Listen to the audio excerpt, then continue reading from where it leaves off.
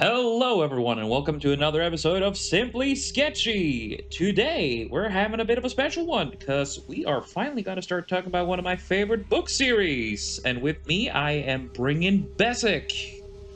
Hello, Besic. Hello, Trim. Hello, chat. Yes, we might as well just do it as a video because Trim just won't shut up otherwise. Yeah, it's a bit of We an need to let obsession. him get it off his chest. Like, you don't say. How many books are in the series, Trim? 17, 18? And how many have you read? All of them? Repeatedly? Yeah. I like them. I really like them. They're pretty good. Dresden Files by Jim Butcher. Go get them.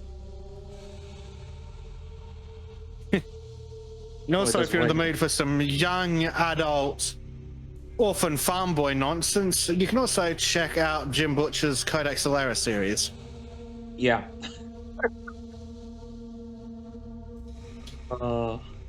That is pretty much a start of almost every single thing, isn't it?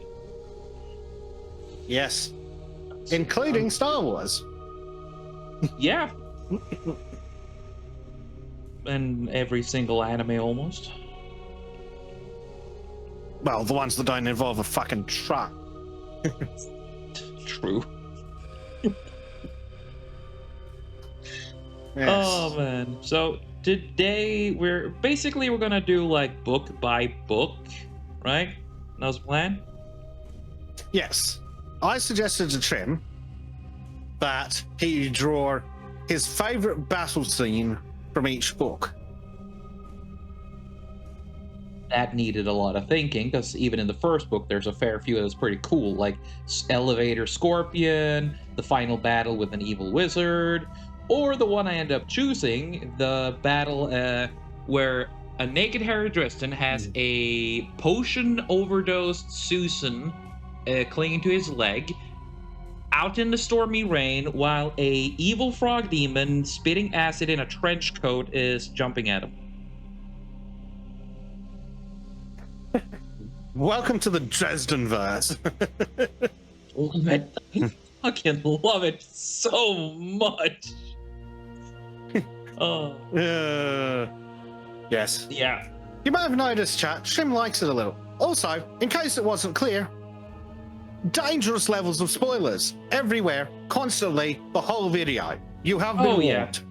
Yeah. I'll try to keep it kind of book by book, but there might be some moments where we jump around like a... Is there an Australian creature that jumps around a lot? Yes, it's a kangaroo, dumbass. Yeah, so imagine a kangaroo on cocaine Ecstasy. and speed. Yeah, that too. Oh god, that's a terrible idea. But how about a wallaby on opium? Because like grow with that in Tasmania, and the freaking hoppy little buggers keep getting into it. Wait, seriously? Mm-hmm. Okay, so what's not happening? You know what? The never seems more like a stable and reasonable place in Australia. I swear to God. Nothing's reasonable about Australia. I know. Everything about Australia is mental. Yeah. What was Very it? rarely in a good way. Yeah. What was it again? The second most venomous snake in the world is the most common snake in Australia. Yes, I think that's the Eastern Brown. So yeah. Yeah. It's oh boy, dude. Well, what's more interesting is that depending on definitions and if they've reclassified snake species, I think when you look at something like the 10 deadliest snakes, 8 are in Australia. Why did he even settle like I swear to God.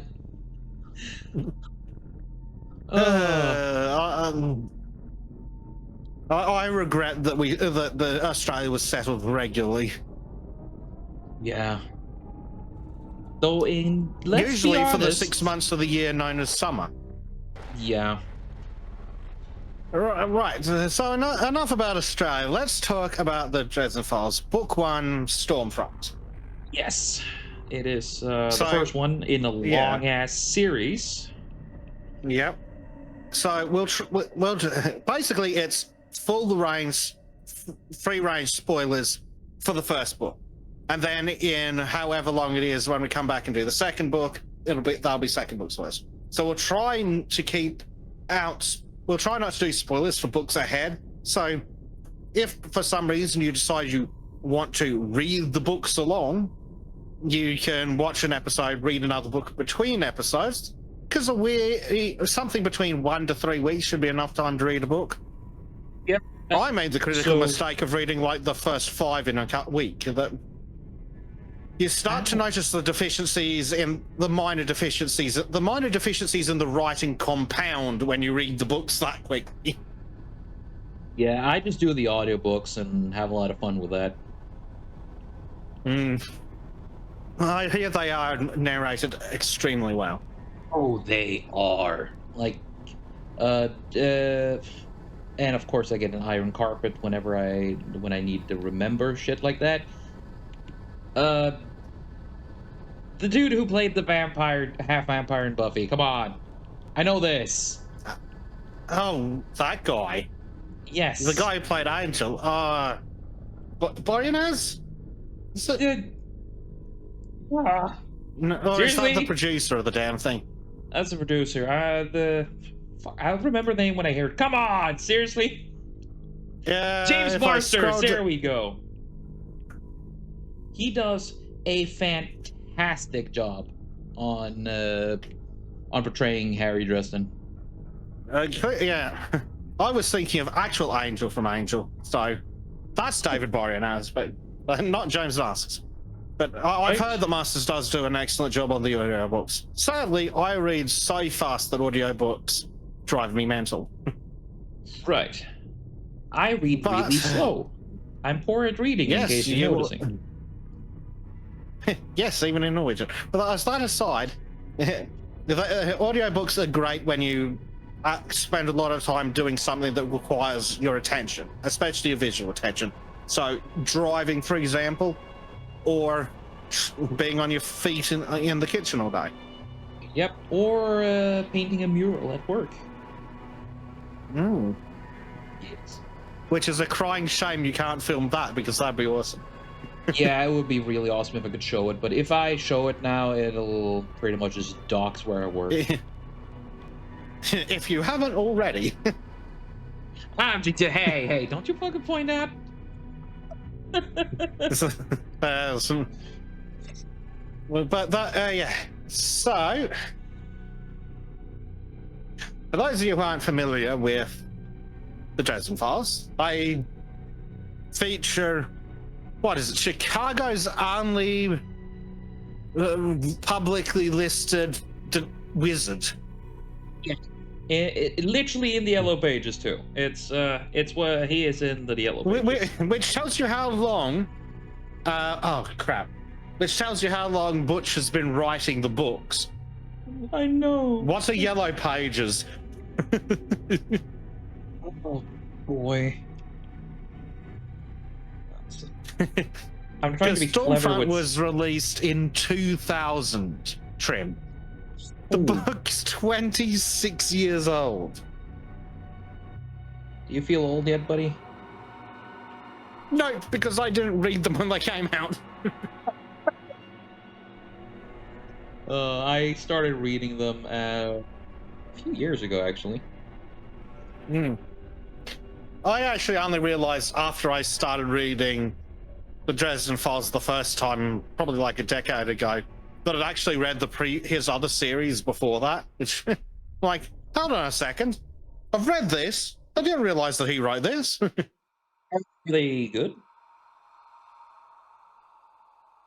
I'd say so. They're very, very tropey. There's a reason that when I recommend them to people who might be interested in a young adult Roman romp, I warn them with Orphan Farm Boy.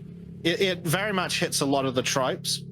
So if you're well read and you're aware of the tropes in young adult fantasy fiction, etc., you'll see a lot of things coming a mile away. Not least of which is everything attached to the whole orphan farm boy thing. Like, it ticks every box.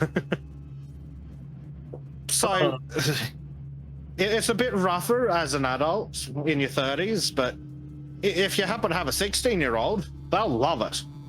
Oh yeah, so it's pretty good. It's great for like teenagers. First. What's Harry doing, Trim? He's reaching out his right arm to blast energy. Huh. Oh come on!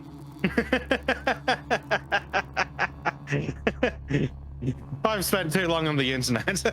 Me too, but how did I not see that? I'm supposed to be noticing shit like that the first. Damn it! Wait, I can fix this. I can. It's better now that the thumb is in.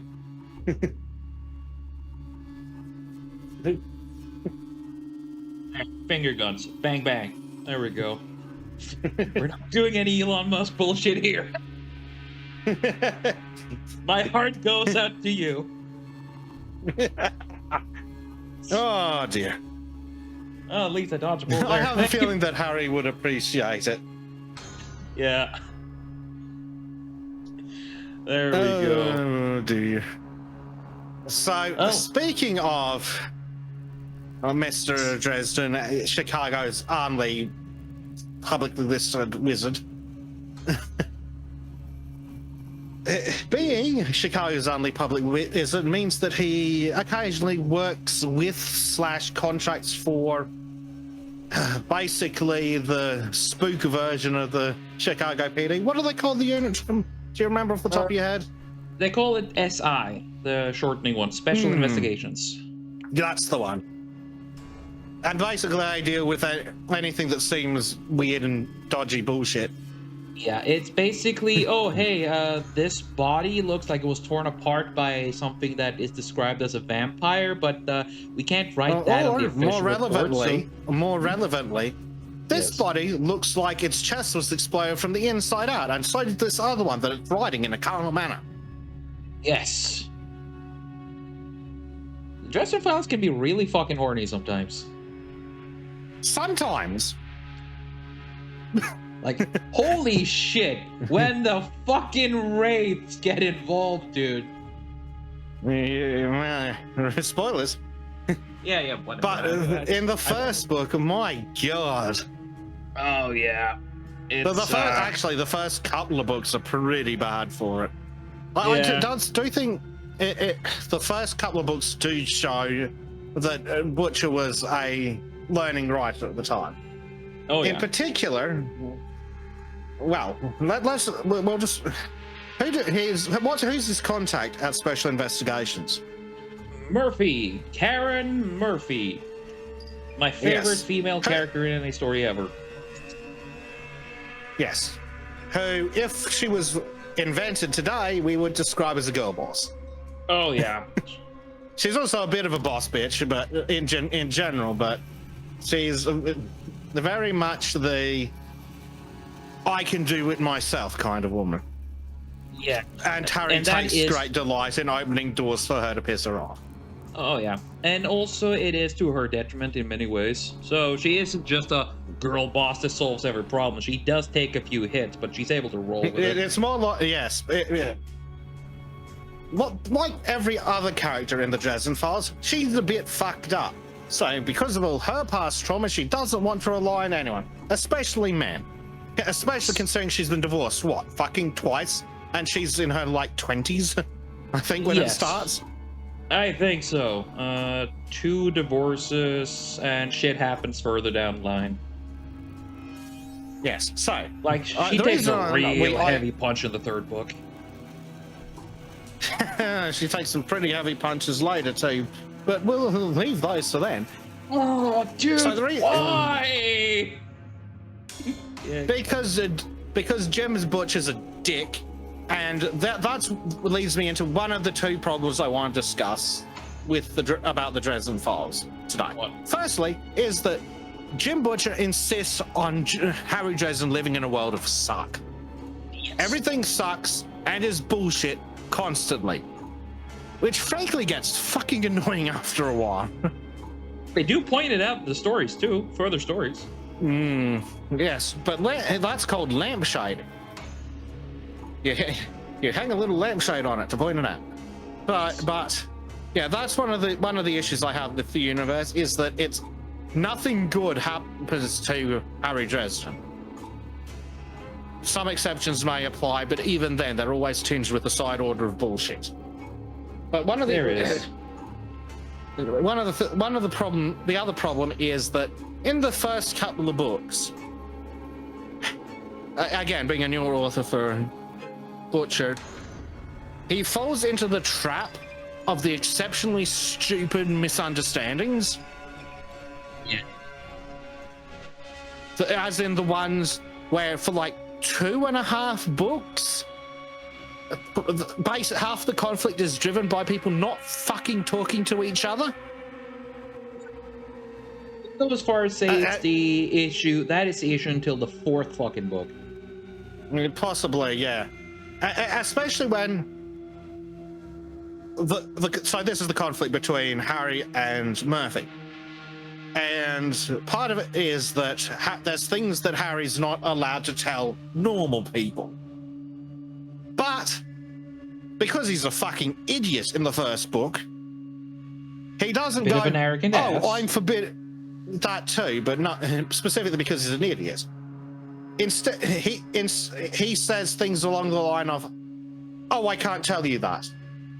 Not, I'm forbidden from telling you that.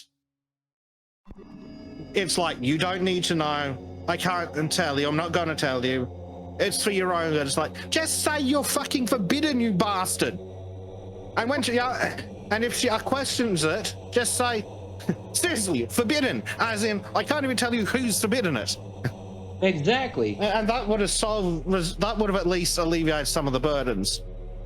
Yeah. And like when she arrests him, it's like, oh my fucking god. And again, I get that too, and it pisses me off, but it's part of his character growth, because like that's his negative traits. So his negative trait is being an idiot and not communicating effectively.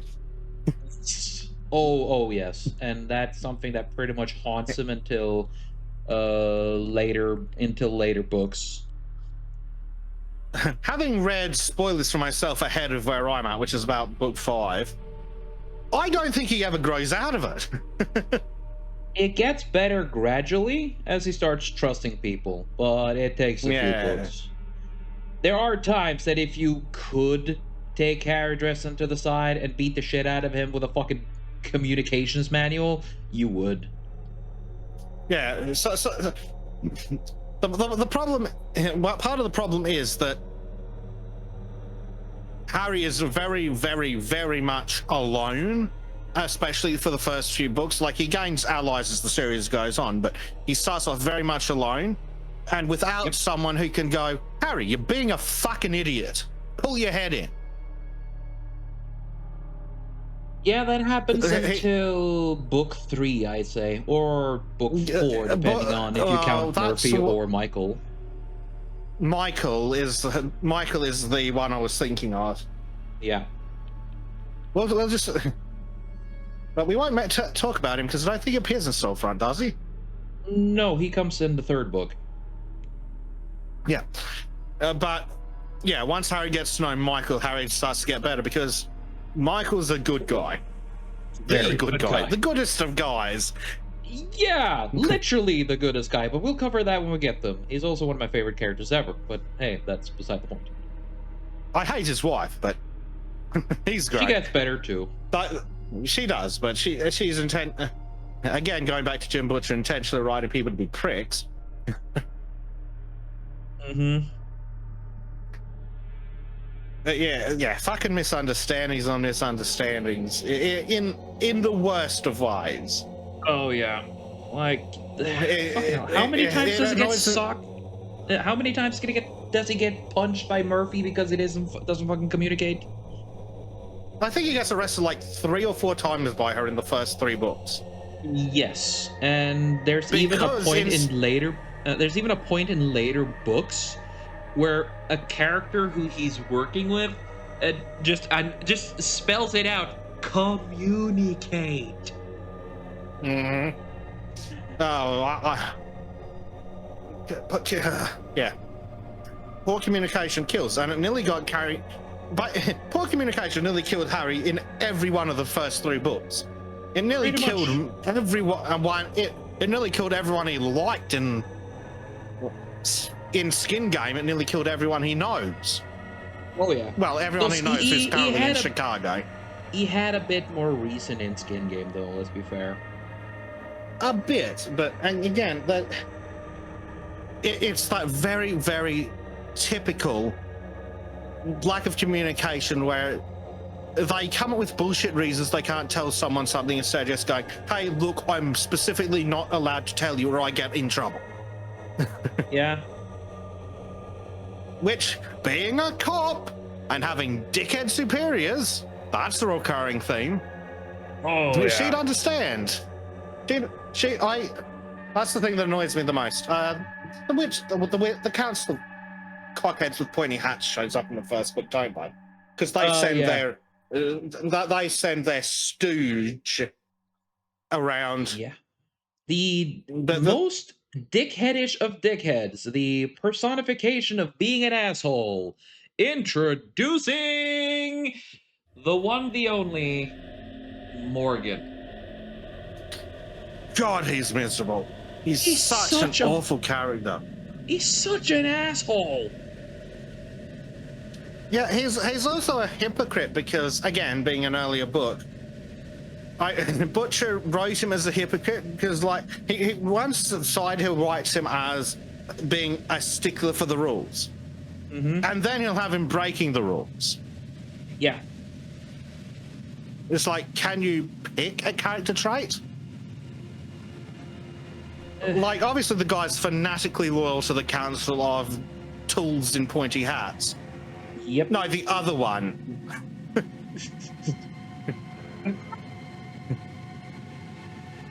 He's fanatically loyal to the Council of Pointy Hats, and that's fine. But if you can't make him a stickler for the rules, who's then willing to bend the rules and go outside the process just because he doesn't like Harry, which, frankly, not liking Harry is fairly reasonable. And the reason is he doesn't like Harry are... some of them are a bit more reasonable than others, but the whole, oh, you naughty, naughty murderer. I mean, come the fuck on. Even the Council of pointy-headed knobheads was clearly determined that the person that Harry killed, and you can't kill people with magic, that's a no-no. But even the Council's like, well, to be fair, they were trying to turn you into a demon. We'll just put you on probation. It's actually McCoy that's the reason he didn't get killed, because both Morgan and the Merlin, the boss of said council, they both wanted to axe him like immediately. But but he did have a good excuse. He did. If he didn't have the good excuse, they would have axed him anyway. But it did help that that people on the council, well, some people on the council looked at him and went, why don't we? He's young. He's been essentially been abused and indoctrinated, and the guy attempted to fucking turn him into a demon, blowing him away with fucking magical fire or whatever. You know, that's not necessarily his fault. Magic with self-defense can be wavered, but usually if you commit black magic or kill with magic, you get axed immediately, because using black magic is sort of like taking a very addictive form of drugs, because it fucks with your mental state. So people who use dark magic more and more, they start believing in it, because the magic system in Dresden is pretty decent. It's what you believe should be real that you can do with magic. So if you believe you can use, if you're magically inclined and you believe you should be able to do something, you will be able to affect it to the point that you believe it to, or able to handle the energies at least. So it makes it reasonable while also very fantastical. Yeah. but yeah, I really don't like Morgan. Like, it's Oh, he's a one thing to fucking have. It's one thing to have the strict rule follower who's fanatical to the council, but you can't then have him being inclined to break the rules to punish Harry just because he personally doesn't like him. If you have him just fanatically loyal, that's fine. But if you also make him a stickler for the rules, I think that's where it falls, where the characterization fails. Yeah, it's though he. How do I say this? It's that kind of hypocrisy that's part of his character too. I understand why people don't like it, but I don't really have as much of a problem because it's part of Morgan's character. Because remember, he's part of the faction that the Merlin controls. So yes, while he's loyal to the, know that in Strom Front. No, you don't. But you find out gradually, which is why I kind of like it. It makes more sense as it goes on, but it's a very contradictory in the first book. Oh yeah. And I don't know how Butcher could have resolved that, but yeah, again, he was growing. Morgan's personal animus against Dresden is a bit unclear, at least in my opinion. Yeah, he just seems like a dickhead, but there's a lot of these things that are given more reason in future books. Now, of course, that means you have to be patient about it, and you have to just deal with the stupid shit. If you're able to do that, then you're gonna have a lot of fun. Yeah, because you need some patience. You need a fair bit of patience to certain characters, and the payoff is definitely worth it. But that's just my opinion, though, and I am very I don't biased. think you should necessarily need patience for characters. It's clunky. I get it. But it's how I like my stories, though. It's why I understand why some people don't really like Dresden either. I have the series, because I have a friend who loves books, but she can't handle the Dresden Files because of the character points you said. He doesn't communicate for shit. No, especially in the first book, Harry's very unlikable. Everyone's extremely unlikable. Everyone's a dick. And you lack the context. Marcone's pretty decent, though. Marcone's a prick. Oh, but he's a very suave and charismatic prick. Marcone is the mafia guy. And that's basically all you need to know about him. At least for now. He's your very confident, like 40s, not 1940s, but in he feels like he's in like his 40s because he seems young enough. He's old enough to have dangerous levels of experience and competence, but young enough to kill someone himself. Yeah. The thing about you understand, but he's Marcone's definitely the most. Only because the laws are written by morons. Exactly. But yeah, but Marcone is a bit stereotypical, frankly, but that's all right. Marcone's a good character. Marcone's fun.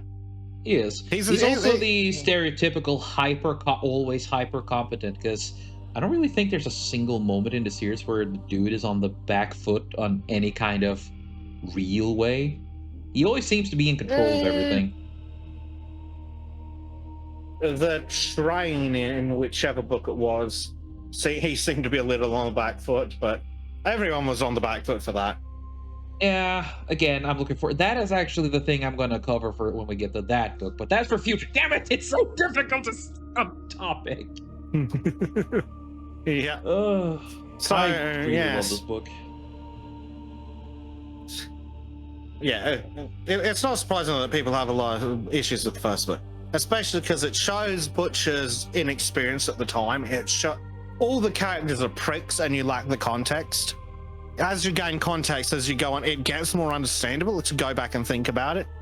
But you do lack a lot of the context. Like, why are all the characters conflicting? And especially when you hear about the council pointy hats.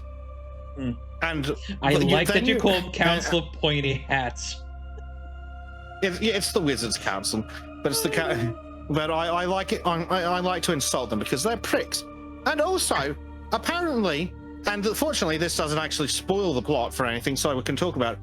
Apparently, they've got like hundreds of soldiers called wardens. But fucking apparently, no one's got a fucking owl or something, or a pigeon where Harry can flick off a message going, "Dear Council, someone is performing black magic. Please send me 10 soldiers." Or fucking make Donald Morgan stop being a fucking asshole and help me out. That'd be nice. Thank you. Hugs and kisses. Like he doesn't even need to stop being an asshole, but can he just like come with me while I chase down the crazy black mage that's making people's fucking chests explode?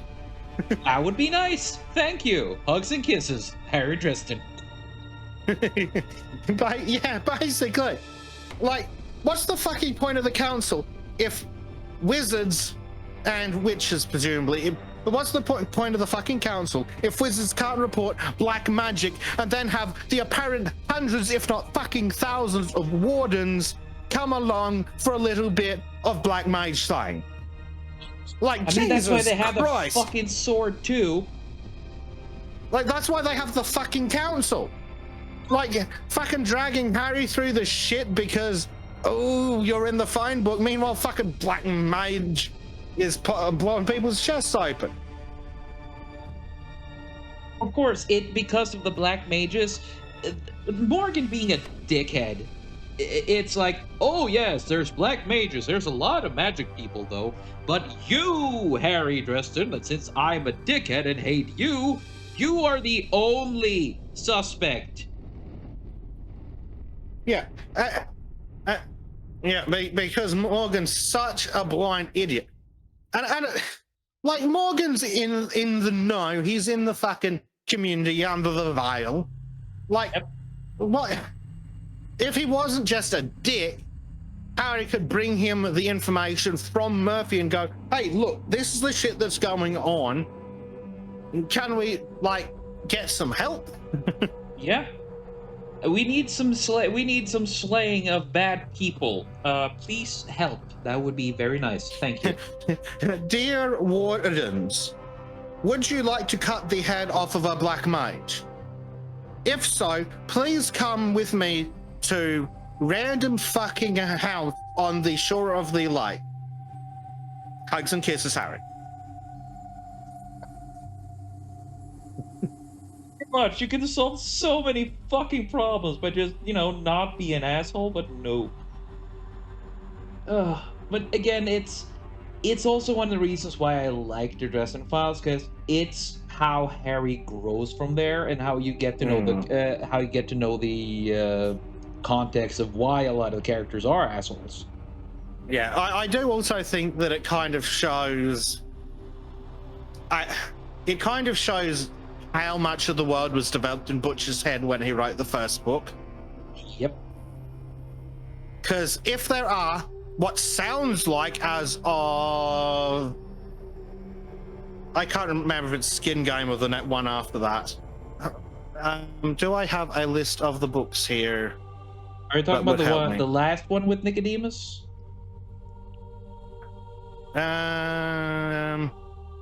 I do not remember. I'm just scrolling quickly through it.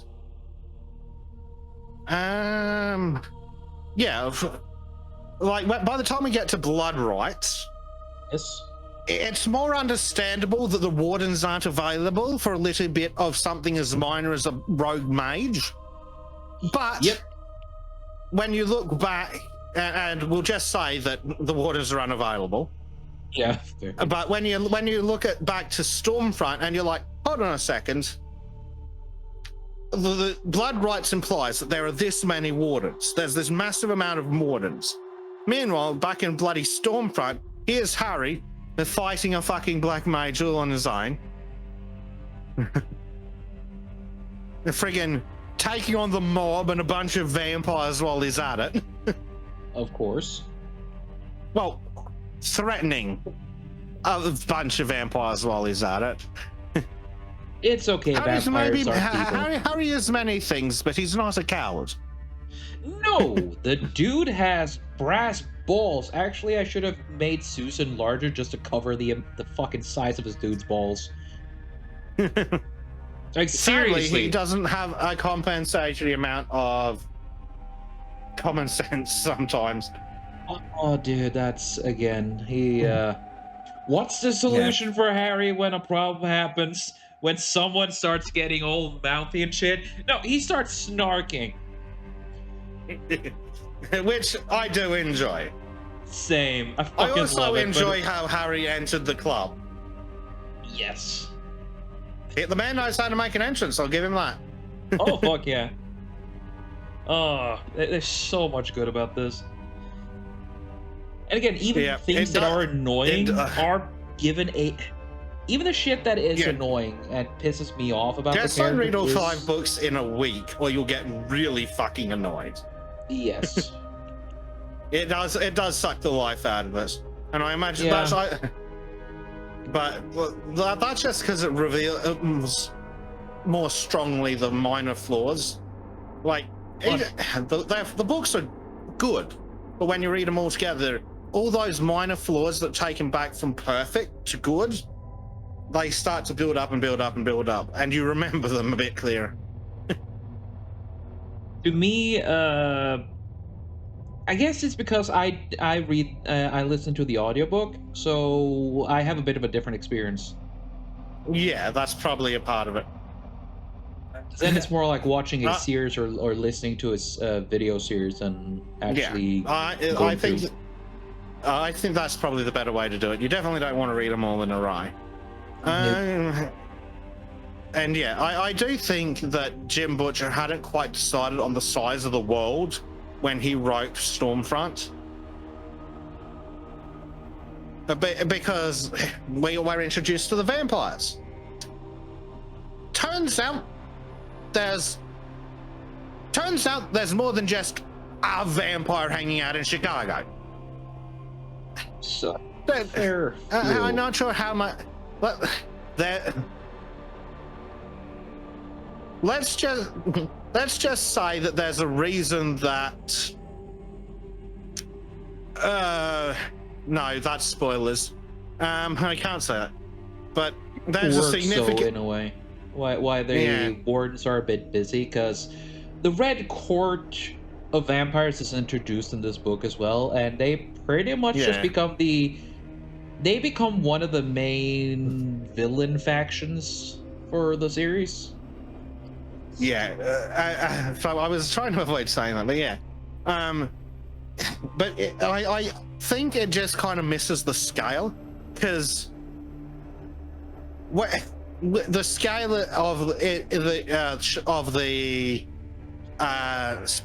magical world as given in Stormfront, there's like a couple of vampires. Turns out that there's like a couple of hundred just in fucking Chicago. Wait, 100? Seriously? Already? Well, not necessarily in Stormfront, but well, think about the Undercity, Trim. Huh.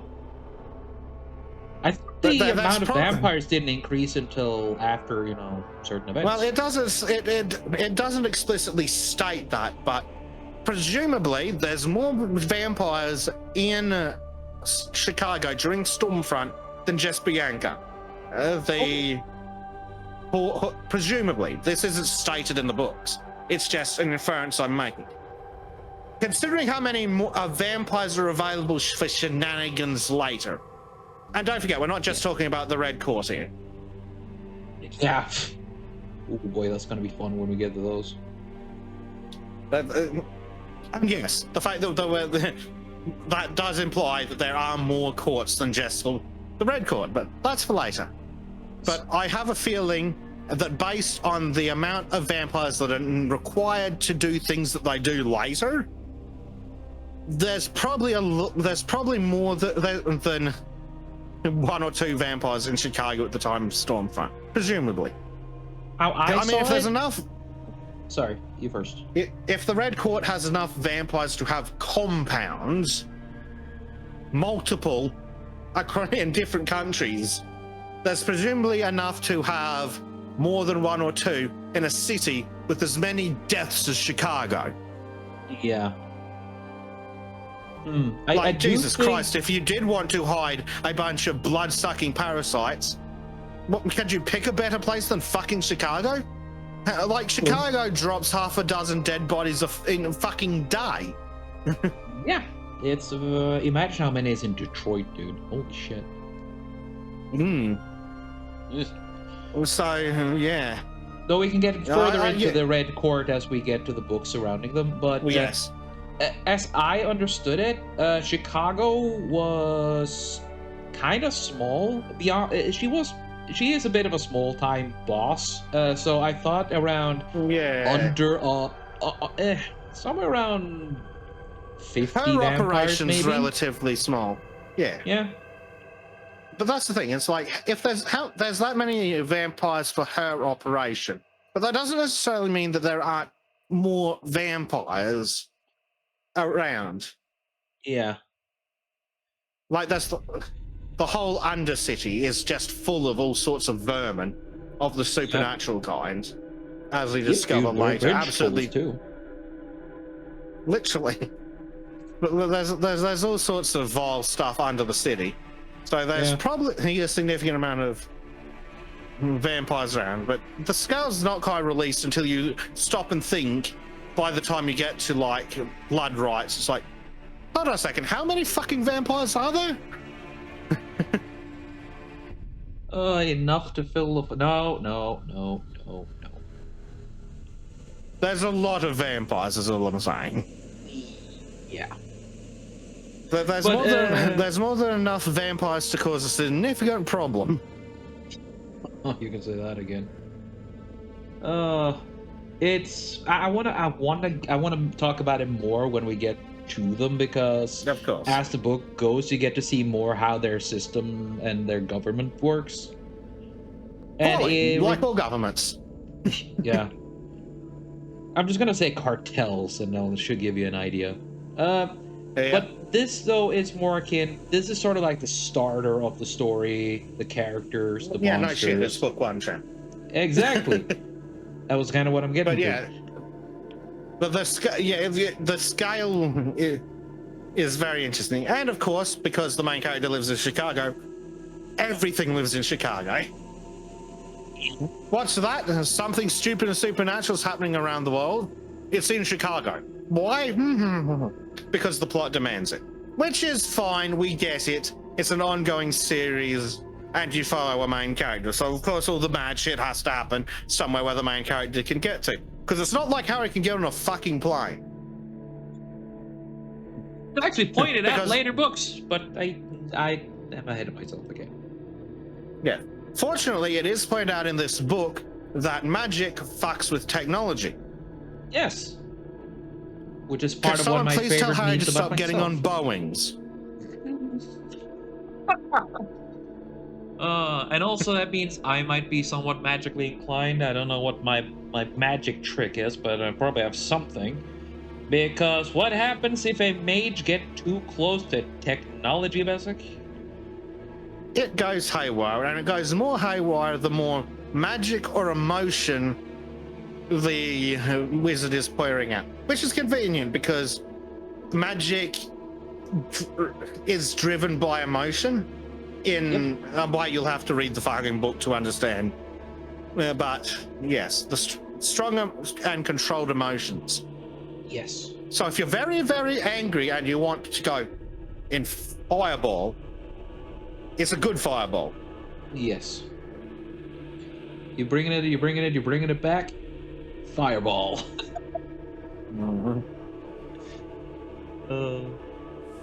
It's a fun meme. So Harry's job of this book is to investigate who's been bursting chests open magically. and he's the recruited by inside. Murphy.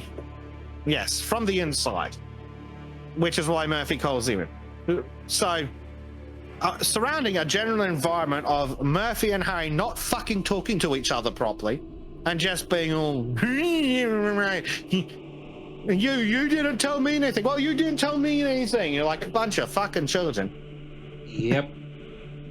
And instead of getting anything productive done there, but while that's going on in the background, Harry has to try and figure out who's bursting these chests.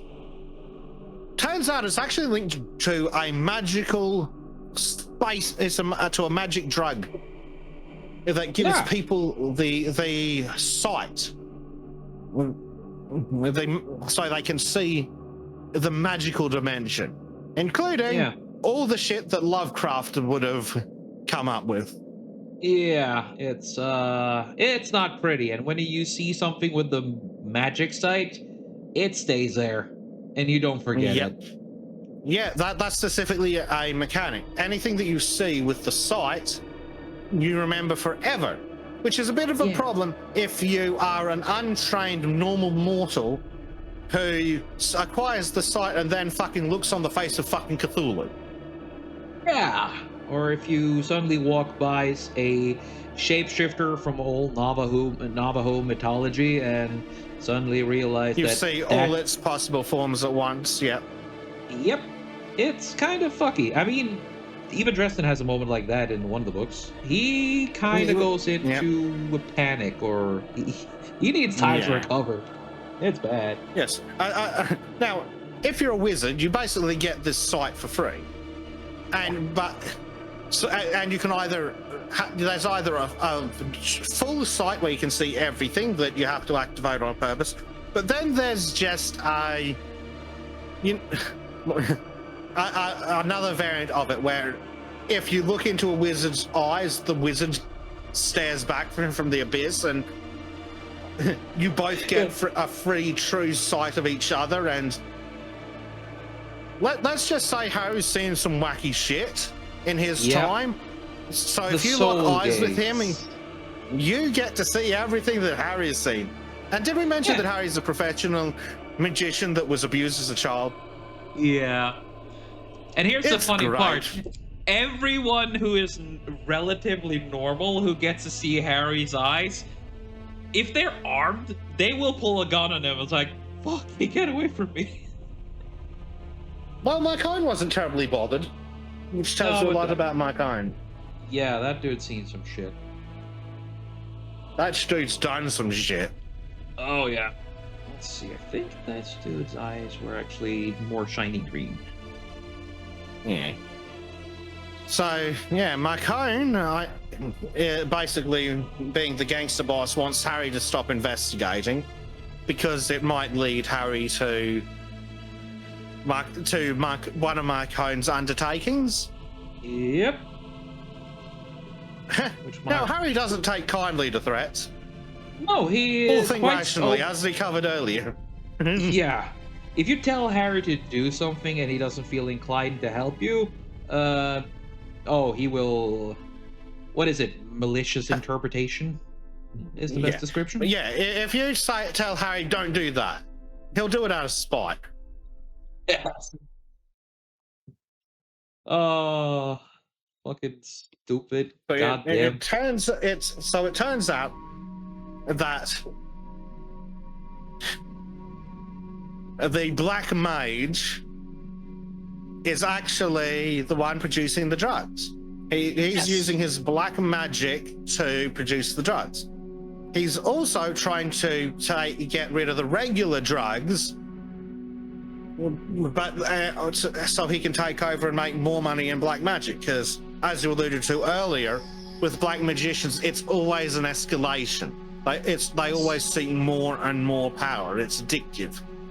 Yes. Much like drugs, conveniently for this analogy. So like a drug addict, a black magician is always seeking a bigger high. Yes.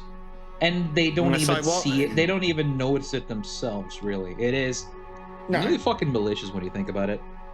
Yeah, well, once you fall to black magic, you're basically done for. in this universe.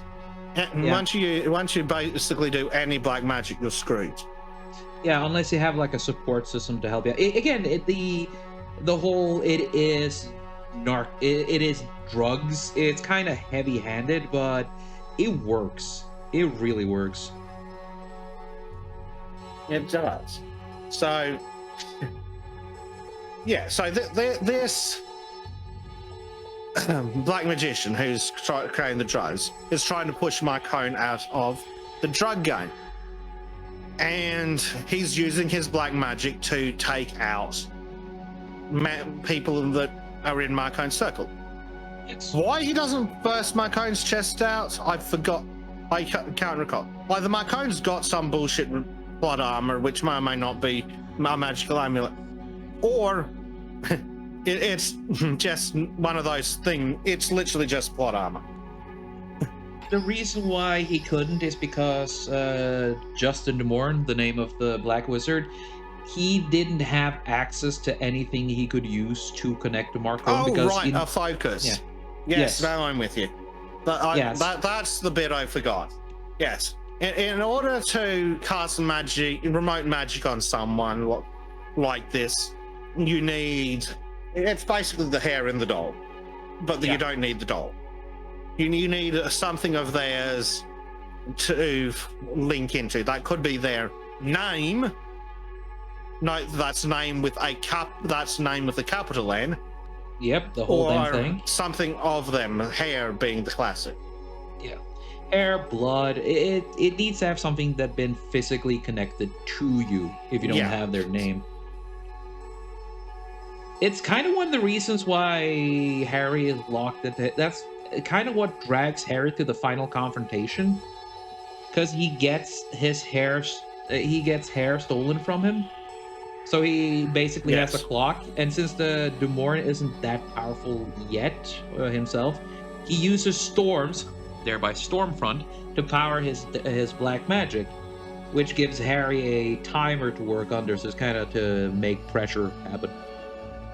Yeah, there's a clock. Obviously, the author's setting the clock, but there is a clock. Harry needs to get this to this guy before the next storm, otherwise... what's his name? Justin DeMorn. Victor Sells in this one. Oh, Victor Sells. Fuck. Yeah, Justin DeMorn was the one who tried to turn Harry into a slave. Victor Sells was the black magician. Yeah. Sorry. I was wondering what you were about. Victor Sells is the bad guy of this book. The other guy is from Harry's past. Remember Abuse? That guy. Yep. Demon worshipping black mage. Yep. So yeah, so Victor Sells isn't innately a powerful mage, so he needs to siphon off energy from these storms. So Harry needs to get to him before the next storm. So he does, basically. By kicking in his front door. Down. Harry does a lot of kicking in front doors in this book.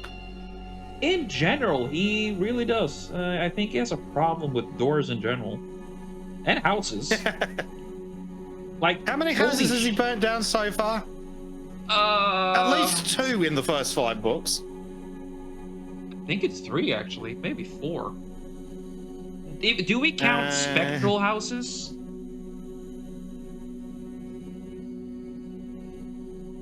Because that's because he kind of does that in the start of the 3rd book. I don't know if we count spectral houses. We definitely count, obviously, Victor Sells' house. Yes, or rather his hut. Then there is the... Well, it's a house in this one, isn't it? It's like a lake house. Yeah, lake house. It's multiple stories, which it means it's exactly the kind of house that I'd absolutely hate to live in. It's the kind of house where if I had $1 billion, I'd demolish the house and reuse the land. Yep. Basically, the location that it's described to be in is one of those places that makes you think it's designed by an architect, an artsy-fartsy, pretentious architect. Yeah, and so, Sells was frankly, kind burning of it down is Yeah, Victor Sells was a bit of an arts... Yeah, he was. That's kind of why he lost his shit too, because he lost the money. Yeah. Uh, yeah. I'm just trying to count the amount of buildings that burned down and how many are Harry's fault. There's at least 2 that are definitely Harry's fault. Yeah. Unfortunately, I can't say what the second one was. Marcone's Harry's club. back. Did that burn down? Yeah, he trashed the place so hard that Marcone had to do a little bit of... Yeah, but he didn't burn it down. He trashed it, but he didn't burn it down. Marcone burnt it down for the insurance money. There you go. So it's not Harry's fault it was burned down. Well, he did get the blame for it. Fair, which is fair enough. But it's not one he specifically burnt down. He did burn down Cell's house. He burnt down another building in a later book we can't tell you about yet. I think in his backstory, he burnt down the house with Demore, whatever his name was. Yes. Harry likes fire. He does. It's his favorite weapon, and he uses Spanish when he casts it. So when Harry starts yelling "fuego," that's when he starts running. It's not Spanish, it's bastardized Latin. It specifically says that. Oh, well, I don't care. Spanish is Spanish to me. Well, Spanish is bastardized Latin. It is. So Spanish. I was right. Well, Latin. Because in this universe, the words aren't... The words themselves don't have power. The words are just used by the wizard to basically the wizard comes up with a spell, then sticks a name on the spell, and it helps them recall it better. Yes, it's the intention and the use of energy that decides the magic more than the magical weighty words. It's just that reusing the words helps the wizard focus. Which is why, in a lot of different magic systems, you will have wordless casting, but it's harder. And usually the reason given is because the words help the mage structure their thoughts and structure the magic. So basically, naming it makes it easier to do. So, it does. Yeah.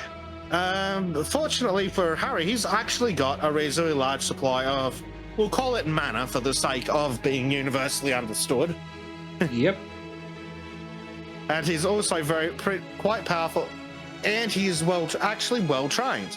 He may be a bumbling, almost homeless, living in trash dickhead, but he's actually a well trained mage. And yeah, he does seem a bit too comfortable in the shitty areas, but he does describe himself as a creature of habit, in that, oh no, yeah, I can do things better, but I like it like this because it's mine. Yeah, I like it like this because it's easy and change is hard. Yes. Something I can Did I mention mention that Butcher likes being very fucking depressing? Yeah, I think. I haven't noticed. But yeah, Harry's been trained by at least 2 very competent mages. One being, what was his name? Des Moines? Yeah, Demorne. Justin Demorne. Justin Demorne, who was a powerful and competent mage. He was also a bit crazy. And yeah, he was a former warden who decided to go down he fell to the dark side. Very much.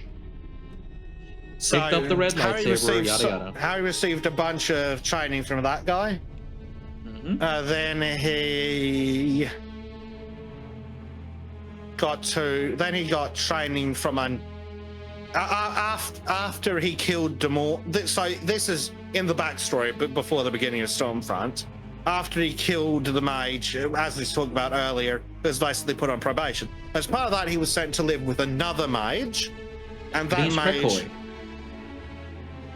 Ebenezer McCoy, was relatively high up in the council and a very competent mage. So Harry's been very well trained. Yes. Which is why he can defeat a lot of these black mages, because black magic, it's hard. You can't find a teacher for it usually, which means they have to try and figure it out by themselves. So they're not well trained in fucking the fundamentals. Yeah. They're not trained in like channeling mana and shit. Harry, on the other hand, is. He's also an enchanter. Well, he's a middling. I think he says he's a middling enchanter. He is middling in enchantments. He's middling in enchantments, but he's best in thaumaturgy. Which is basically making elements do shit. Like I said, fire. No, that's evocation. Is it? Yeah. I can't. It's bullshit words for bullshit. Thaumaturgy is the one. That's your standard spells. It's like, I have some blood. Rah! Yes, it's a thinking magic. You need time to prepare and shit like that. So that's the kind of magic Harry excels at. Yeah. But he can, he struggles a bit with evocation, but he can use his mediocre enchanting skills to make things that make his evocation better. The blasting rod. Yes, which means that makes him cast spells better and in a more controlled direction. Yes. Like if you ever played Dungeons and Dragons, with the blasting rod, Harry can direct the fireball. Yes. Without the blasting rod, the fireball could be at Harry's feet. Yeah. Or more like a fire wall that goes. It turns it less from a. Just an expanding ball of fire. Yeah. Which Harry is then unfortunately in the middle of. Yeah. Harry casting evocation. Early story Harry casting evocation is not pretty. Not without blasting rod. But because he does have the training and he's got the equipment and he's got a vague level of skill in the three areas of magic, that actually makes him vastly more competent on a technical level than these other mages. He's also got his extra supply of mana, which is why Des Moines chose him as a victim, I believe. Yeah. But so Harry's got extra mana and he's trained and he's got the equipment. Meanwhile, the black mages that he ends up running up against, then they don't necessarily have much mana. They often need to borrow, which is why they're into black magic. So they use shit like storms or blood or human sacrifice. Yep. So because they need to get magic from other places. Yes. And it's even if you have a lower, because Harry has more of internal pool of energy he can use and is better at dragging energy to himself, like mana. Let's use that. He has more, but even though he has more than the average dude, he still can lose to someone if they're better at using it. Well, of course. But fortunately, most of the people he's up against, sorry, let me rephrase that. Most of the humans he's up against aren't better than him. No, because they're humans.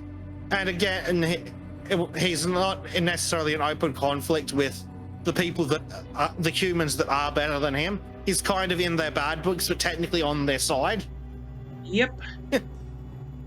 So he's not really fighting. He's not regularly fighting competent human enemies. So usually he can defeat them. He also does that thing that all of us wish the other lamer Harry would do. Just shoot the bastard. Yeah. He's the kind of guy who will just, when it's the simplest solution, he will just take out his fucking revolver and say, I cast gun. Yeah, basically, yeah. Like everyone mocks the wizards in Harry Potter for not just fucking, what do they call it? Apporting, jumping up the fucking chimney and fucking off to America, grabbing some guns and teleporting back and just fucking shooting Voldemort. Yeah. Oh. Meanwhile, this Harry, Mr. Dresden, I mean, if something needs to be dead, using a bullet, he's in America, so using a bullet's a lot fucking less energy intensive. And also, you can actually kill by the logic of Wizard Council. he can kill someone with a gun, and he won't bring down the fucking council on him. Yep, the Wizards Council doesn't give a shit if he shoots people. He can shoot as many people as he fucking likes, and the Wizards Council won't give a toss. Yeah, if you stab, shoot, doesn't matter. Now, if you use magic, then they'll be on your ass like fly on shit. You can even burn people to death as long as you don't use magic to start the fire. Yeah, fucking make your own flamethrower. Have fun. God, the counts are such assholes. But at least they're pretty specific about where the rules go, so you can respect them on that. Yeah, at least they do have defined rules. They're clear rules. But my God, are they not the most stereotypically fucking useless council of wankers? You know what? Here's the best description I can give you of the White Council of Wizards. Pretentious politicians. All of them. There's a few of them which I like. There's like Listens to Wind or Injun Joe, Ebenezer McCoy, and a few others. But aside from that, if they all went over a hill and never came back, I wouldn't really try at all. Yeah, they very much have the we're better than regular people because we have magic kind of people. Like you've seen them in so much media. Yeah, and they will straight up and this is why Harry refuses to talk to Murphy about it, because she is essentially Murphy's married to her job at this point. So if she hears something is illegal, they literally say it enough times, it's annoying. Yeah, I know, right? And the thing is, if Harry ever tells anyone, or if you tell anyone who isn't in the know or not supposed to be in the know, the White Council will just fucking kill you. Yes. You're considered a security threat. Yeah, but Harry, being a fucking idiot, doesn't turn around and go, I'm forbidden from telling you, Karen. Nudge, nudge, wink, wink. No, instead he goes, oh, it's better if I don't tell you. You dumb fuck, Harry. Several dead bodies later, and here we go. Yeah, meanwhile, and then Karen's like, you're keeping secrets for no good reason. Because Harry hasn't told her that there's a fucking good reason. It's painful. But at least, again, in the fourth book, that shit, at least in my eyes, that shit kind of works out as he finally fucking talks to someone. But that's the fourth book. But do know it gets kind of slightly better. It doesn't stay in the headache zone forever. The fourth book's actually pretty good. That's where it all starts, in my opinion. That's where the fourth book is where Butcher's skill as an author ramps up a notch, I think. Oh yeah. Again, it's that's where Harry Dresden takes off in my book, and it's when it goes from a book series I like to my favorite fucking book series of all time. Yeah, I do think there's also a noticeable improvement in Butcher's writing. Oh yeah. So it's a lot better. Better. Though there are maybe we should describe some of the other fights I was considering, because there are a few confrontations Harry got to deal with in this book. Yeah, there's actually quite a few fights in the first book, though I imagine you're less interested in talking about Harry's walking down the street and gets clobbered around the back of the fucking head, and then groggily gets up. It's technically a fight, but it's not very interesting. A lot of hits in the back of the head this dude tanks. Let's just put it like that. It explains a fucking lot about his personality, doesn't it? It really fucking does. Oh yeah, but the head trauma aside, there are, in my book, 3 fights I really like. Or the first one isn't really a fight. It's more of a confrontation when he meets Bianca Sinclair. I was considering that one, but considering that what we're gonna get, Yeah, in I wouldn't have called that a fight, but it's pretty awesome in how he just dominates her. yeah, because Bianca is the red court vampire, and they have this. It sort of seems friendly, but you can tell it's not really friendly at all. Kind of conversation. Yes, it's It, the snake behind his smile kind of deal. it's a predator. Bianca is just a downright predator, which is something I like in Dresden. How they deal with these predatory creatures, and he has to keep that in mind at all times. You know, I like that. Yeah, the natural vampires, at least, are exclusively evil Yes. for the most part.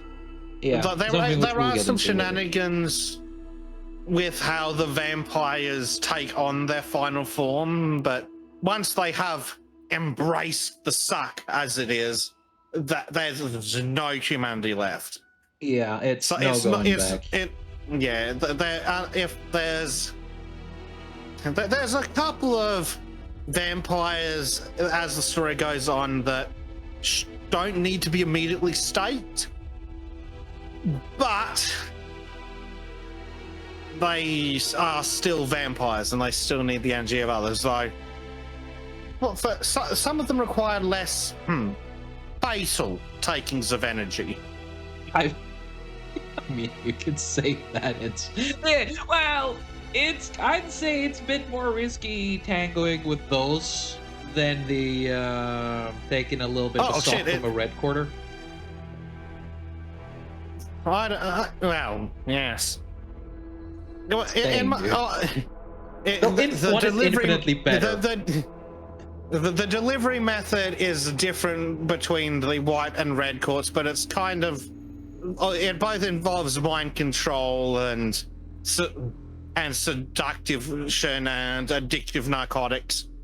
Yeah, the black court though, they're your dirty street vampire that always kill their victims and are apparently, according to the books, the kind of vampire that Mr. Stoker wrote his books about. It turns out that Bram Stoker wasn't writing fiction.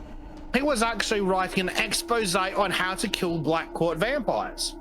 Yes, and when you get further into the series, you'll figure out that the certain aspects didn't really mind that book at all. No, it turns out that the Black Court has all their weaknesses are in that book. Some of the other vampires less fussed about the seasoning of their food. Yeah. While some vampires will look at garlic and be like, "Oh, how trite," while some other vampires will look at the garlic and then burst into white fire and run screaming into the horizon. Yeah. Fuck you, Mara, you stupid bitch. I'm sorry, that's a bit further in the book. God. So, unless I've forgotten one, there's two big epic fights. The one Trim is drawing, and the magic giant scorpion. Yes, in an elevator. Yes. Well, it's not in an elevator to start with, it's in his office. And then it starts in the office and goes... And then it chases him into the elevator and... Let's just say that apparently this building wasn't very well maintained. No, not at all. And then when you add a magic giant scorpion to the mix, things enter a bit of freefall. yeah, let's go with freefall. Yeah, that's the best choice of words. Oh, though at least Einstein had the right idea. So you know you can still be saved by proper application of force. Kind of the only thing that saves their asses. Yep. That's so cool. Like, some of these fights get really freaking dramatic, and suddenly you have this out of nowhere ending to it, which just in some ways looks silly if it wasn't because of the pressure on him. It's kind of like Hmm. what Marvel and Disney try to do but fail miserably at. Yeah. Of course, being from fucking 26 years ago, things were normal then, Yeah. or as close as they could get. It was before 2014, and it was before they killed that damn gorilla trim. Yeah. Fucking. If only they had let Harambe live, we would not have the bullshit we're dealing with today. But no, you had to shoot the gorilla. Yes. Rest in peace, Harambe. May we one day be forgiven for the sins. Yeah. Right. So, I've just been looking. Conveniently, the Dresden Files wiki tells us who's introduced in each book. So I was just checking to see if one of the other characters I wanted to chat about what was in there, and it turns out both the other characters are in there I wanted to talk about. Trim, who's Toot Toot? He is the character that could have been the Jar Jar Binks of the Dresden Files, but he is so stupidly adorable and convenient many times. He is a fairy, a dewdrop fairy, I think. He's some kind of fairy. Yes. And he's Which very for fun. reference, is a subset of the Fae. And yes, all the Fae eventually show up. Not necessarily in this book. No. So, but all the Fae are here.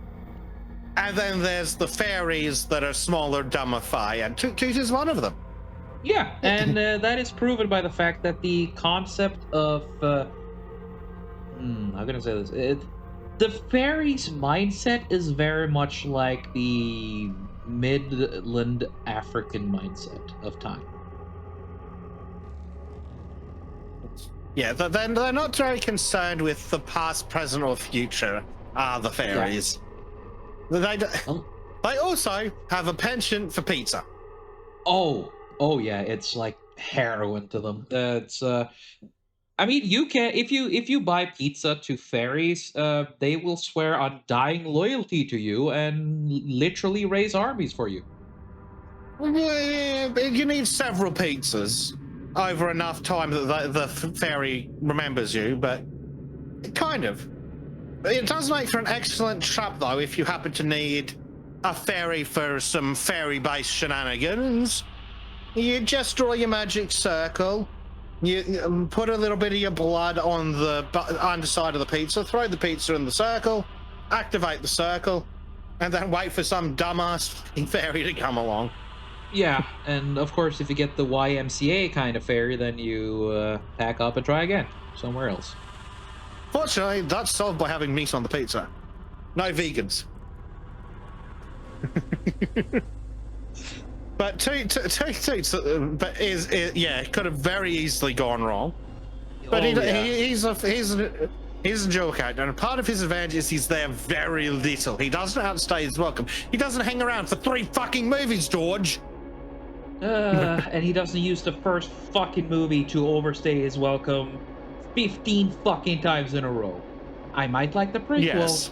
but Jesus Christ, Jar Jar in the first movie was shit. He was shit in all the movies. It was just in the others less. He was pretty decent in the third movie because he didn't say shit. When he doesn't talk, he's right. But yeah, Toot Toot doesn't outstay his welcome. But he does come back in book 4 to be a little mad lad. Oh god, yeah, that's actually one of the moments when you realize that, small things can be scary, but we'll get to there in book 4. Holy Yes. fuck. Ooh, that's, man, I'm looking forward to that one. Holy shit. Point is, little folk can be very handy, and especially if you bribe them properly.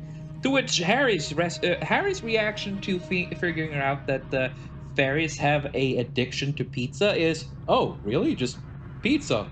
To which Toot Toot's reaction is very much like, "Oh, you don't believe in God in 1400s? Heresy." Indeed. That's where, of course, the plantation of Harry becoming the Zaw Lord begins. But again, that's for a future episode. Yeah, I fucking love it. the other character that is a nifty aside is Bob. I wanted to mention him earlier when we were talking about like technology and getting information, and how Harry is a very competent wizard. He also has access to Bob, which is an intelligent air spirit that's bound to a skull that has been alive for like hundreds of years and can recall everything it's seen. Yes. And he has little concept of morality. So if Harry has a problem, Bob will just be like, "So, want to sacrifice a baby to solve that issue?" Yeah, Bob's answers. To be fair, Bob does usually have the practical answers. Harry's like, "I need to solve the problem. Have you tried killing it?" "I'd like to, Bob, but I'm not allowed." "Oh, well, shit." But Bob has been alive for 100 years and has been kept by a variety of increasingly crazy wizards. Yeah, and the last one was Dumorn, I think. Yes. Though, he can't. We'll get to the K man when we get to him. We'll get to Mr. K when we get to him. Because holy shit, I love those. Yeah, but Bob, so he's Harry Dresden's solution to Ask Jeeves. Yes. Yes, Google was technically around in 2000. But launching in 1998, which I did just have to go and Google. Yep. So but basically, Harry Bob can't use computers. Not at all. Bob, what could you compare Bob with? Like, imagine if Google was able to snark at you and had a penchant for porn.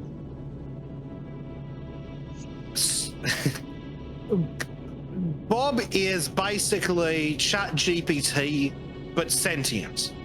Yeah. He's actually right. He's like ChatGPT, but he's actually right. You ask Bob a question, and he gives you the answer based on his knowledge. And he's also got other knowledge that he can compare different bits of information. Yeah, he's basically ChatGPT before they neutered it. Yes, but he's also, unlike ChatGPT, he doesn't hallucinate things. True. He doesn't make shit up. No. He takes that as a personal insult. He is very proud of what he's able to do. He should be. He's a very competent little air spirit. Yep. But he allows Harry to.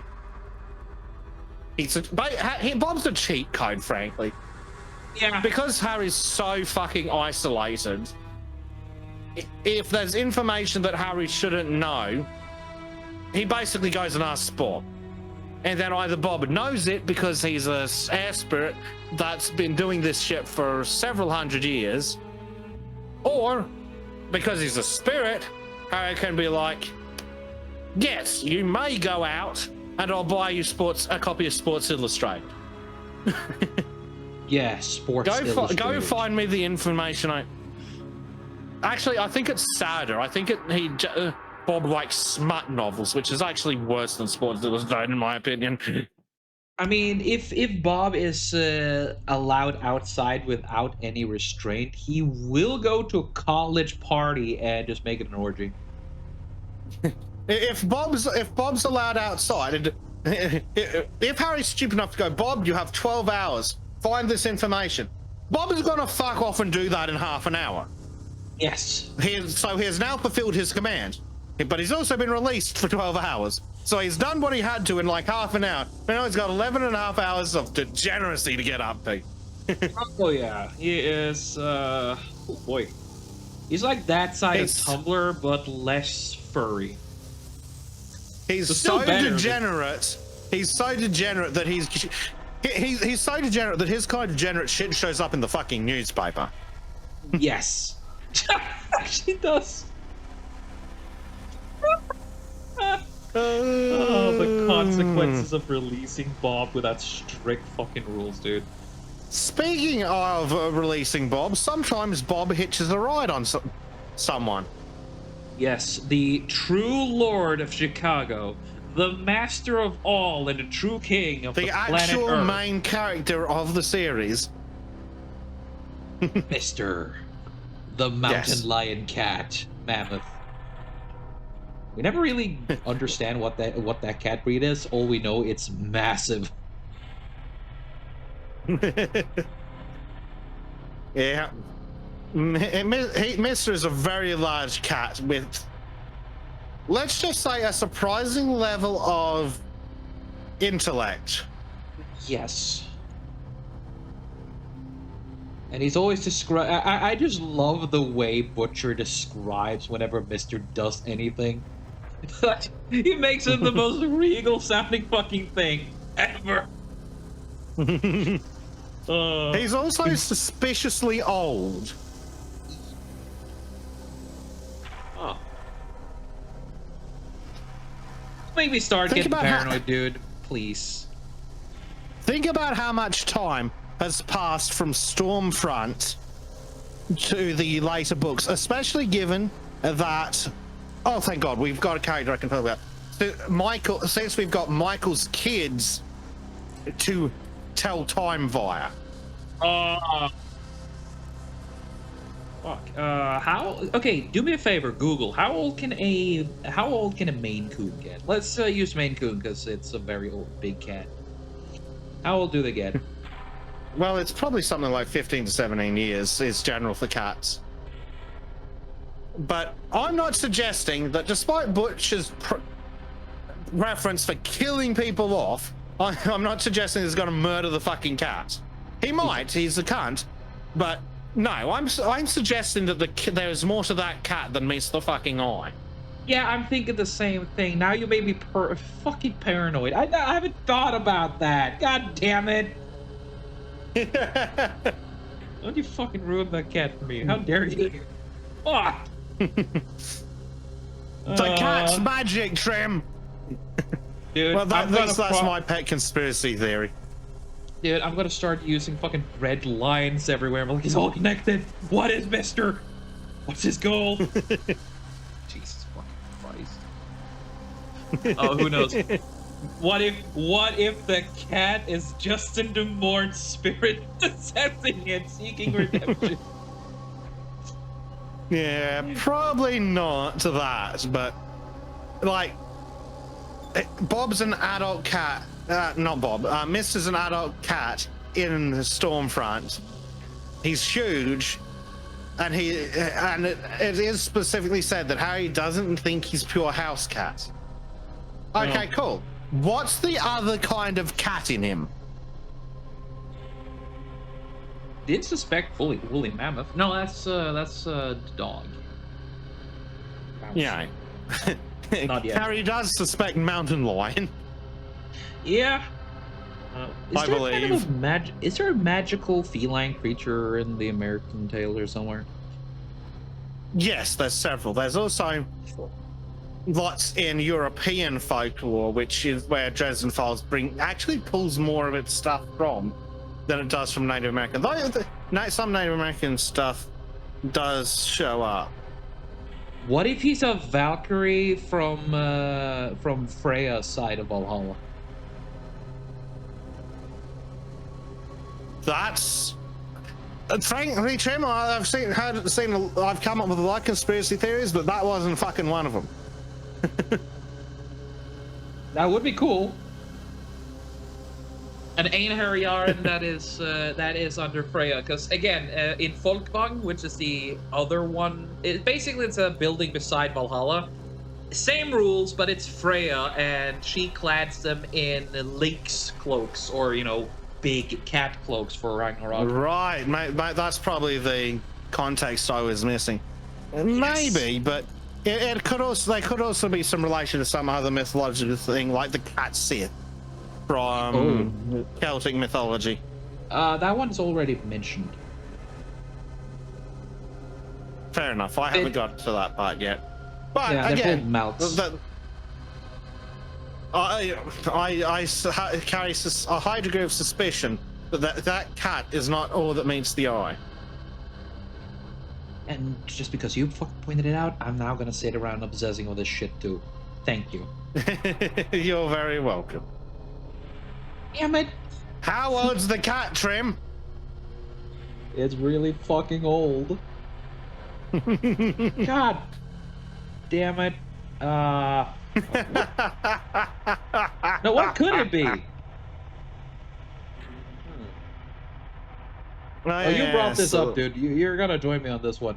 What do you think? Because I'm sticking with my fucking Einherjaren theory until otherwise proven. I don't know really. I just have a suspicion that like there is magic in that their cat. Oh yeah. Oh, definitely. That kitty ain't normal. Yeah, I'm just trying to see if it will tell me how old the story is. I think around 2000. Well, yes, but that's not the older I'm thinking of. So how much time's passed? Oh. I'm just trying to look at Michael's kids to see, and I mean, well, by Skin Game, one of Michael's kids has gone from a baby in like the second or third book to an adolescent. Right. So, yes. That's very much. So, oh, Cat Sith is literally on this list of characters. You. The eldest Malk and a powerful fairy. Oh, Cold Dice, yeah, that's why I haven't got there yet. Don't get there. Yeah, if you... yeah. Well, I've already spoiled myself about other things that Butcher did that really pissed me off. But, yeah. Don't go there. It's too soon. Like, yeah, you say he likes to make Harry suffer. Jim Butcher treats Harry Dresden as bad as Miura treats fucking Guts and Berserk. Fucking hell, dude. Absolutely shits all over Harry. Oh yeah, dude. He doesn't go through he doesn't go through an absolute fucking eclipse, but he's not too far away from it. Like, holy shit, dude. Yeah. But it's just how Harry decides to just be able. He handles it. He keeps going, and that is something I fucking love about Harry. He gets knocked down. Yeah. Eventually, he gets back up after a little bit of a pep talk, or getting centered, getting his whys and his hows. He gets a little bit of a helping hand, and then he gets back up, and then he punches back 10 times harder than the guy who originally punched. Yeah. God, dude, so, I yeah, can't about wait. Having a Google, about 4 to 15 years have passed since the first book in the universe. Holy shit. And Mr. was already a grown cat by then. Yes. Fuck. Uh-huh. That cat ain't normal. No, that cat is not. I mean, he showed up on his own and adopted Harry. There's something going on there. Yeah, and even the future dog is kind of like, oh yes, massa. Everybody knows their place around Mr. Oh boy. Oh shit. If the cat turns to be a fucking outsider, I'm losing my shit. We'll get to those. For the ones wondering what an outsider is, we'll cross that bridge when we get to it. We'll burn that bridge when we get to it, I think you mean. Oh, yeah. Oh, we'll burn it. With napalm. Yep. God, it's gonna be difficult to find out the subject for the following fucking videos because there are so many cool confrontations. Yes. Which is going to be fun for you, Tim, I think. Yeah. Because I reckon we can. These episodes can be about a month apart, which should give me enough time to read the books in between once we get to them without going quite insane at the things that annoy me about them. Yeah, I'm okay with that. And 'Cause- you can also say you can also point out it. Either you give me the choice, or you can be like, "Hey, I really want you to draw this." Yeah, I'll have to look into which things happen in which book. Because again, they kind of blur together. But yeah, I definitely will need a break between books because, unfortunately, chat, while Trim thinks the Dresden Files is the greatest thing since sliced Jesus, I think the books all stay between like a 6 and an 8. I mean, But that's a pretty good average for a series, though. The series sits at about a 7. yeah, And anything 6 or higher is worth reading. it is. I'm not gonna take. I'm not gonna fucking swear God about it. I'm not insulted. I swear. Yeah. But I will also suggest, Trim, that you're probably a more casual reader than I am, which is not a bad thing, but it means that you aren't as jaded on certain things as I am. I've read far too many books where dumb shit happens for stupid reasons, and the author does arsehole shit to the fucking characters. I once read a series of 5 fucking books, and they killed off the love interest in the last chapter. Are you fucking kidding me? I nearly fucking cried. All that fucking time wasted. Yeah. There's it's things like that too. Like, I have my pet peeves too. Like, there are some animes which I try to get into that are everybody I know swears by them, but there are things about the characters which I can't stand. So, Yeah. There's if you have a character which is they don't make sense, I will struggle with. And for me, Harry makes a lot of sense. A lot of sense. Yeah. Because he's stupid. He makes a lot of idiotic choices, but that's because he's also human. It's what makes him relatable. And that's something I love about Harry Dresden and the characters around. Like, yes, they have flaws out of their ass, and half of them are fucking assholes, but they're people. And and when they're confronted with the issue, a lot of them will do their best to improve. And I fucking love the book for that. Instead of the whole, oh, he's perfect, even though he's a fucking useless asshole. Looking at you, Gundam Seed. Yeah, it's... I don't mind the main character being a bit of an asshole if they do it properly. It's one of my main pet peeves with like shit like Freerun. God, I hate that show. I try getting into it. I've even had fights with friends about it, but I hate it so much. And I will not point out why, because then I'll be ranting for an hour, and we don't need that. No, not at the moment, but rants are good, yeah. Fucking tropes can be done so poorly sometimes, like... obviously it's hard to avoid it after so many years of fiction, but... I recently read a mystery novel about a detective, and it was so fucking tropey, I could predict everything that was gonna fucking happen. Oh, yeah. Oh, I hate when that happens. Like, it was so fucking annoying. Like, I'm like... within, like, the first 3 chapters, I knew what one of the major plot points was gonna be. Yep.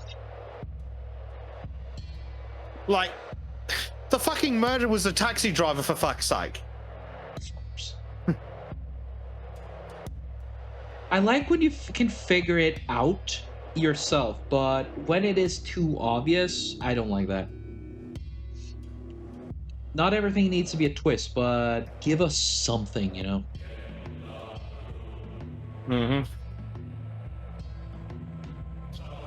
Yeah. Let's see, what else? Let's see, confrontations. We talked about Bianca. We talked about the fight with the Victor Sells' Scorpion. There's also the final confrontation where they die, which I was tempted of doing, in which everything the Scorpion and the demon pops out. But the reason I chose the demon confrontation itself is because of all the shit that happens and just how cool the end point of that fight is. Because it's a real confrontation where Dresden has to use everything he knows to the fullest extent and essentially start really grasping desperately for things. It's where he kind of shows how good he really is. What do you think? Because the entire situation is mildly said stressed.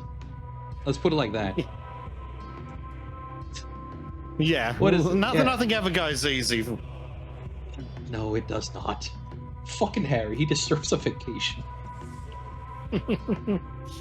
One of these days I'll have to. Yeah. I've just been having a quick Google to see if I can figure out what the friggin' hell the book was. Series I was talking about was where they fucking killed off the love interest in the last book. Right at the fucking end of it, in the finale. Oh, God. You dirty bastards. That's a dick. I was so pissed off. Like 4 or 5 books I'd read through, and then that at the end. That was a fucking that's a 1-star series. Yeah, it's emotional fucking gut punch just to I hate it.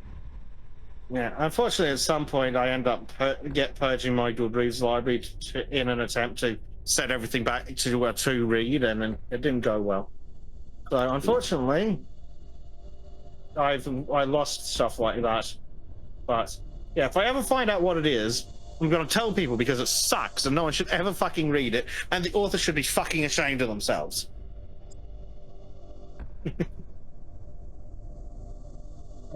But yeah, so how you might see this chick here. This is Susan Rodriguez, Harry's love interest.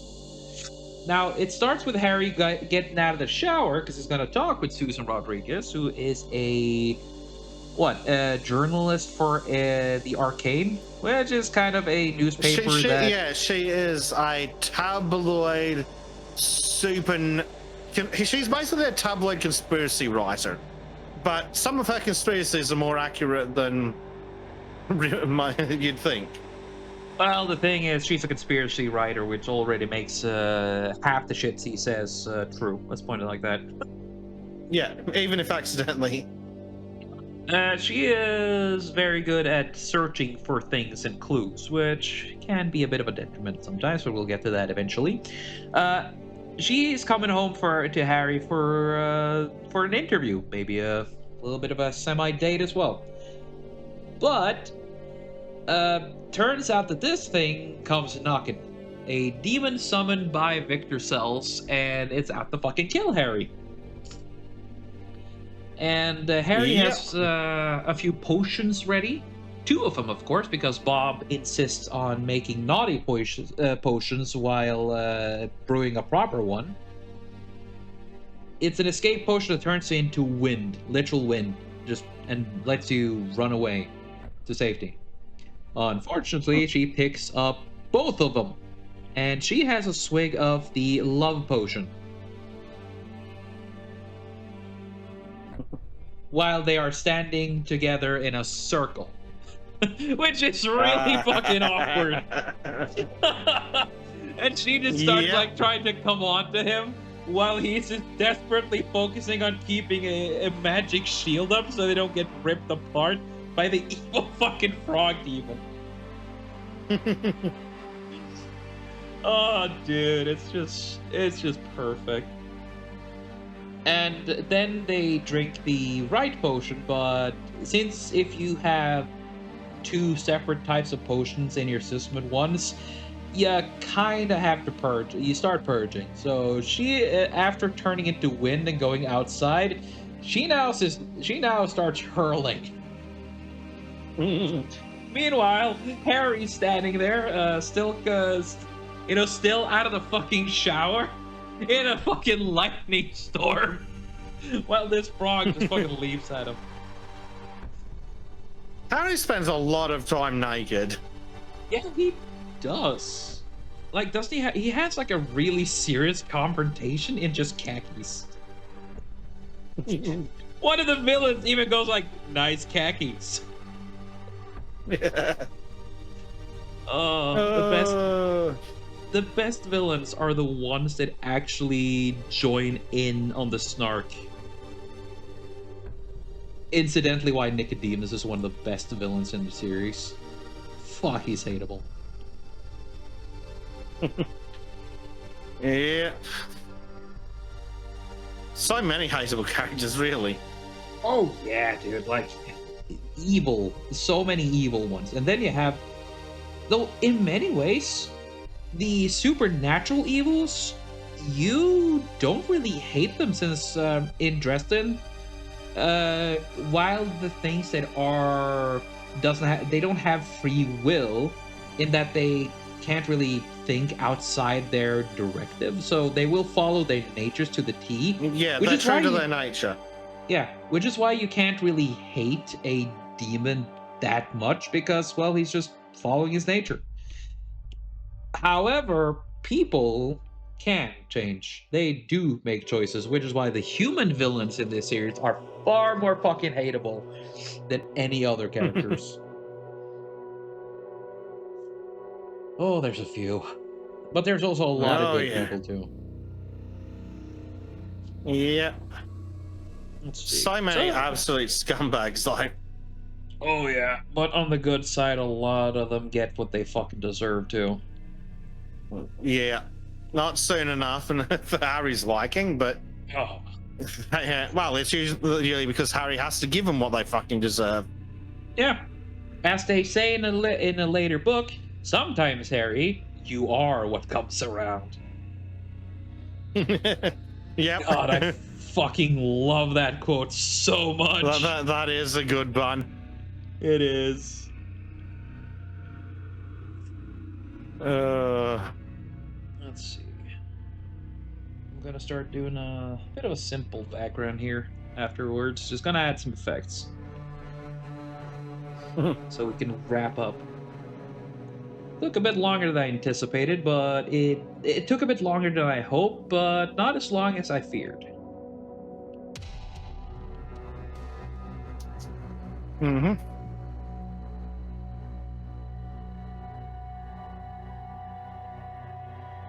What do you think so far, Bezic? I think it is.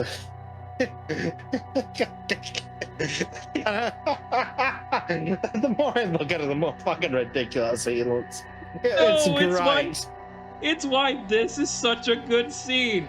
And it's played off so serious and so fucking badass, and then you realize, wait, dude's still naked. Oh yeah, he's and naked the whole fucking time. Naked and literally just out of the shower. With the fucking love interest just throwing up her fucking lunch at his feet. While in the most badass fucking way possible, smiting a demon from the underworld with a goddamn lightning bolt. Oh, it's fucking funny. I fucking love it There so are much. some epic moments, and that's one of them. It is. God, it's just...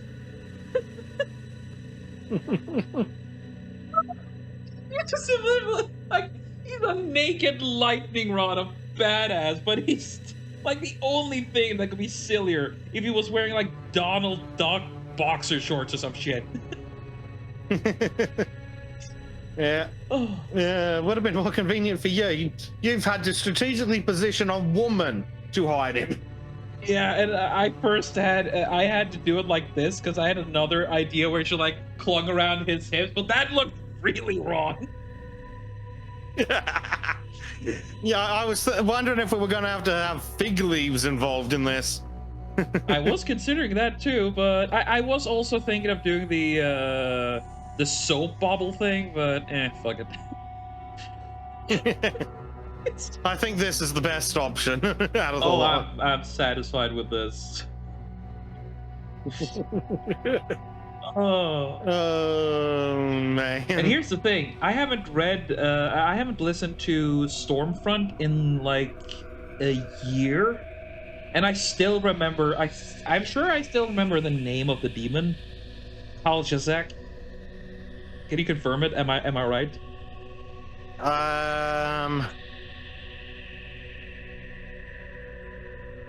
No idea. Well, let me see if I can Google the frog demon. Conveniently, people want to Google that a lot. So it has a trench coat, of course. Of course, it has a. Trench What are you? Oh, here we go. This might be it. Is what? Kal Shazak. I'm desperately trying to find it. Future editing, Bessa. You can. Are you sure that Harry even knew the name of the frog demon? He figures it out during the final battle because Victor Sells, being a newbie, made the noob mistake of literally summoning the demon and calling its name out loud, which is incidentally how that's Harry. right, it did too. Yes. Yes, which is how Harry basically won a impossible situation. I'm just trying to find it out.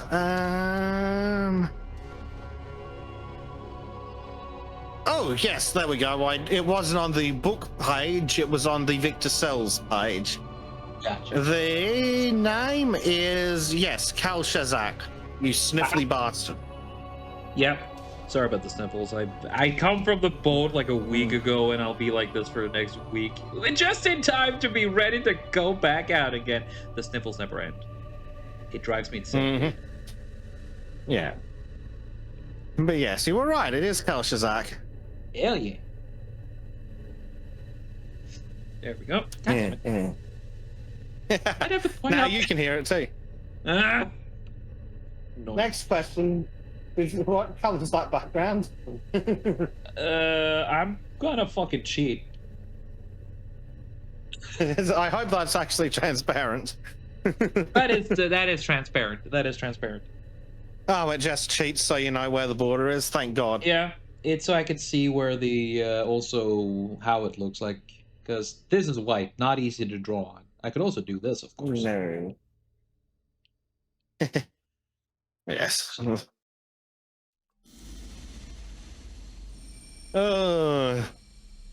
Let's see. Where was he at that point?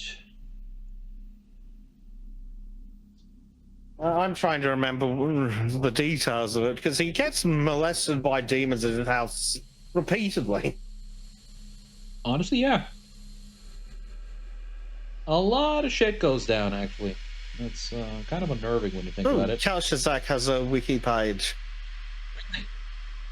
Well, it links to a minor non-humans page. Yes, he's in the shower while Susan Rodriguez is in the living room when the demon breaks through the door and pushes past the threshold. So they're in the house. They're in the living room, I think. Yeah, but the confrontation happened. This final thingy here happens outside because they use the wind potion to literally turn into wind and get the fuck out of there. Well, but they don't get far enough out of there. Nope. They do the, as Bessa would call it, defucculate the area, but they didn't defucculate hard enough. They did not defucculate far enough. Exactly. So yeah, they're out in the rain, I think. Yep. Yes, there's actually a storm going on at the time. Yeah. So that is actually lightning that Harry is playing with there. Yep. While naked and still with soap in his eyes or some shit. Yeah, basically, he was literally in the shower when this happened. Oh. Can't this dude just can't have a fucking break, huh?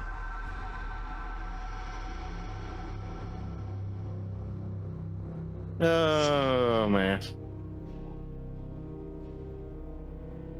But yeah, there's a reason why I fucking spurg out about this. It is so much goddamn fun. I genuinely just love it.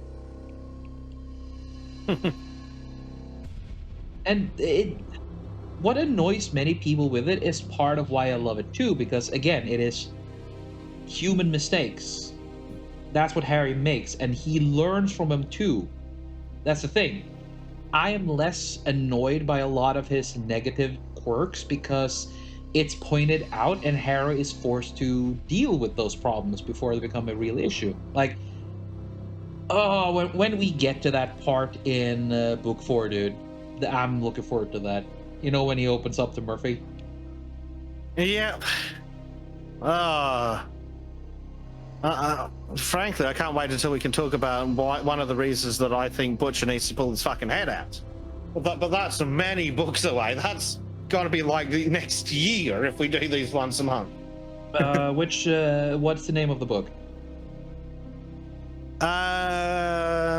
I think, is it Battlefront or the one after that?